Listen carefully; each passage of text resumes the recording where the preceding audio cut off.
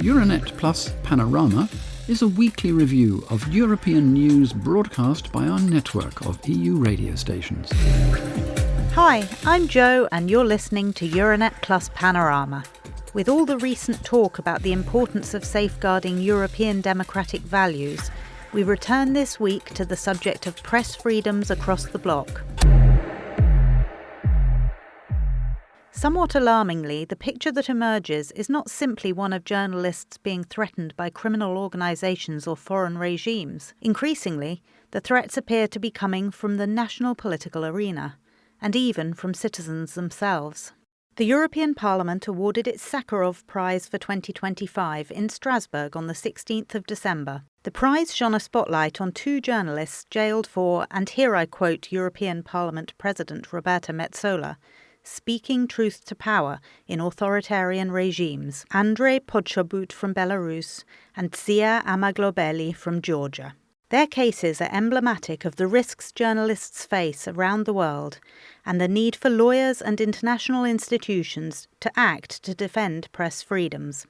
In an interview with France's EU radio, Amaglobeli's own lawyer, international human rights advocate Keelan Gallagher, underlines the significance of this year's award.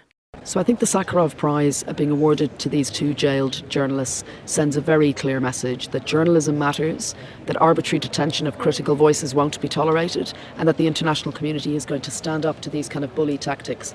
A few years ago in 2021, when the Nobel Peace Prize was awarded to two journalists who were at risk, Dmitry Muratov in Russia and my client Maria Ressa in the Philippines, it was a real clarion call to the international community to say journalism matters and democracy matters. Now, unfortunately, 2025, 4 years later, we're seeing some of the trends of targeting journalists not only continue, but actually worsen. And that's why the European Parliament stepping in right now and giving this particular award at this particular time is key.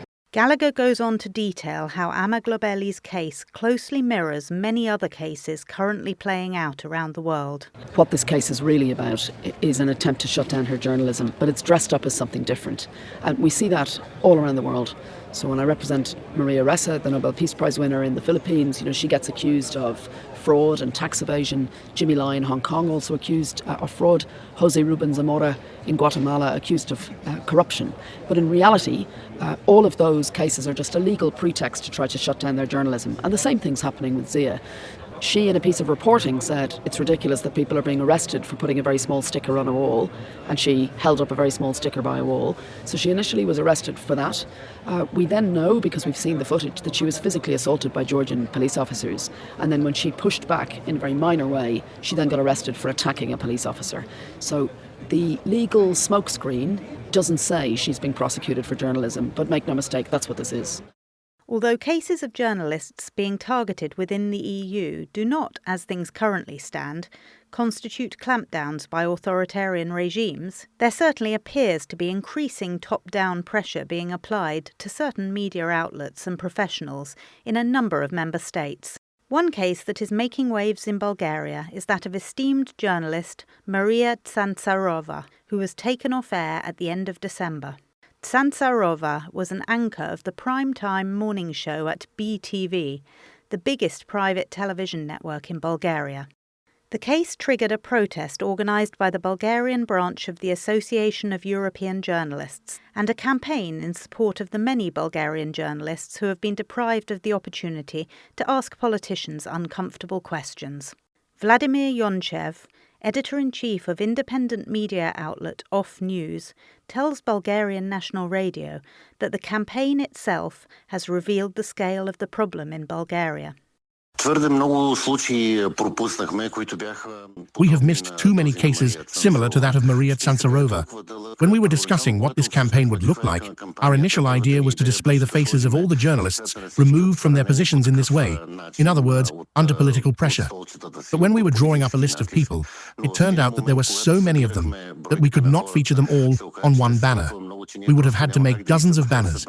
And it dawned on us how long we had been silent, how long we let this go on, without providing the necessary protection from other colleagues.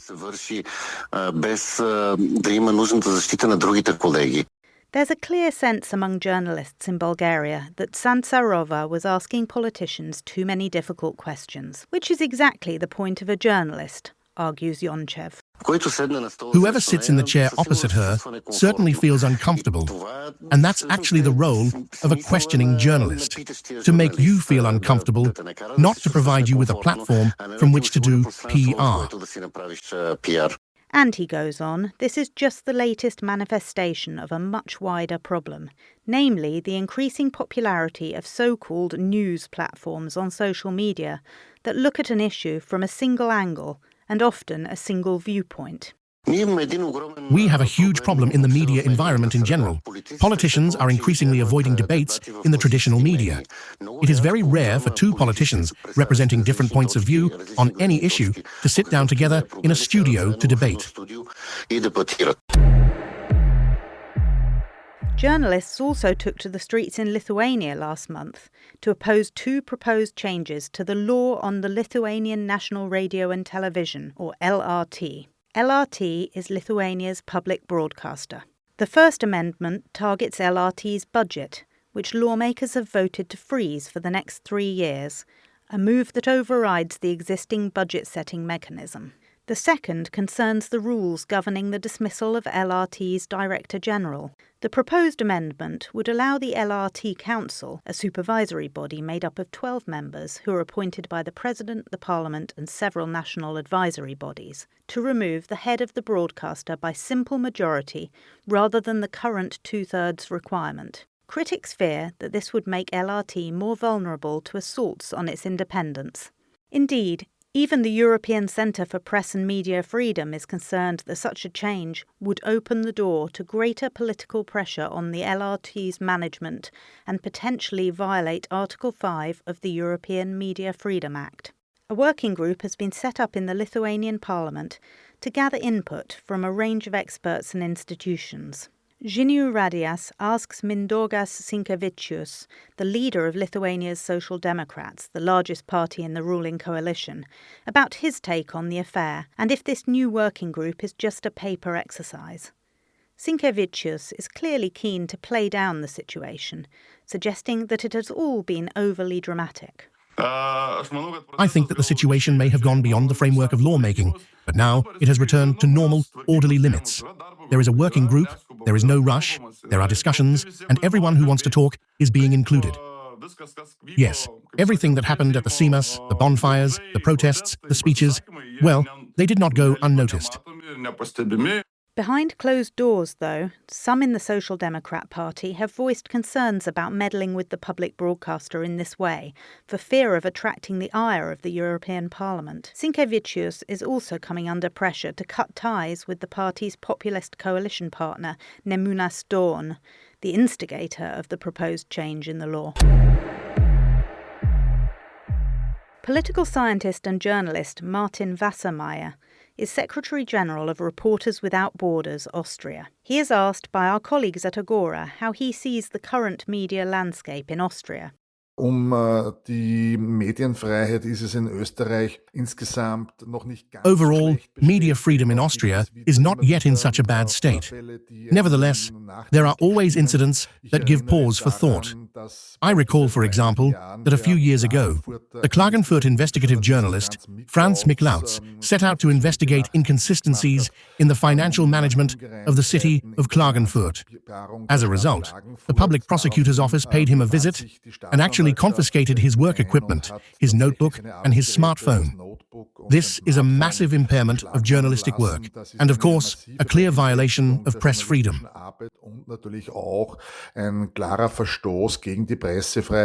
Then, in early 2025, during the coalition negotiations following the victory of the right-wing Austrian Freedom Party, or FPO, in the country's general election, the party's leader, Herbert Kickl, made it explicit that he intended to take direct action against the independent press. While the FPO was ultimately kept out of government, this is indicative of a worrying trend, says Wassermeier. It became very clear that the FPO wanted to do away with independent critical journalism and also wanted to undermine its economic foundations. This nightmare eventually came to an end. Unfortunately, what has remained in our country is this mindset of behaving in a very derogatory and disparaging manner toward independent journalism. This is a very widespread phenomenon that can be heard time and again at demonstrations with criticisms of the lying press or legacy media. Creating the foundations here so that independent journalism and media freedom can be permanently enshrined in law is certainly a priority goal for the next 2 or 3 years.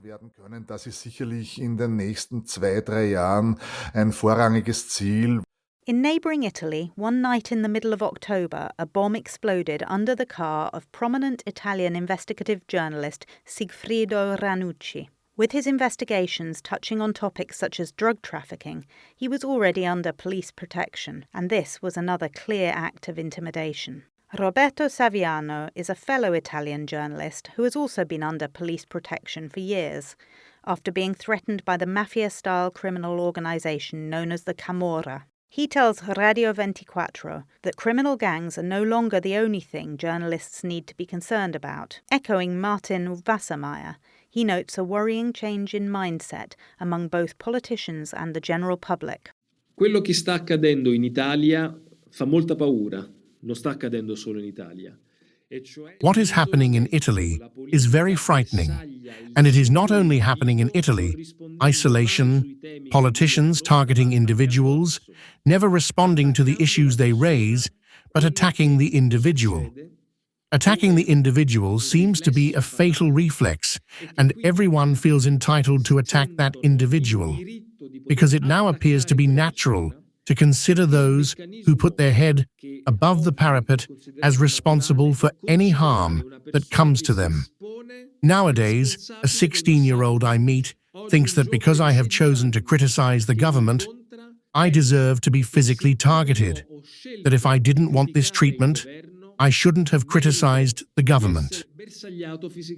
Se non avessi voluto questo trattamento, non dovevo criticare il governo. German EPP member Sabine Verheyen raised a similar point at a European Parliament hearing on the European Media Freedom Act, or EMFA, back in December. And we need also a change in the approach in societies. For example, all these threats we are facing against journalists, especially in Italy or in other countries, are also a question what is accepted in society and what's not. And it's not always just a state issue, but a mindset issue. And I think we need a stronger engagement in all the member states, and perhaps also supported by programs and by the Commission, that we can get another mindset when it comes to media freedom, to independence of media, and that's for me a part of media literacy and democratic understanding, and there we have to do much more than we did in the past, and I think one important step is EMFA. The Media Freedom Act has been gradually implemented since May 2024, with its main provisions coming into force on the 8th of August 2025. These provisions relate to transparency of media ownership and advertising, independence from political interference, the protection of journalists and their sources, and the supervision of digital platforms.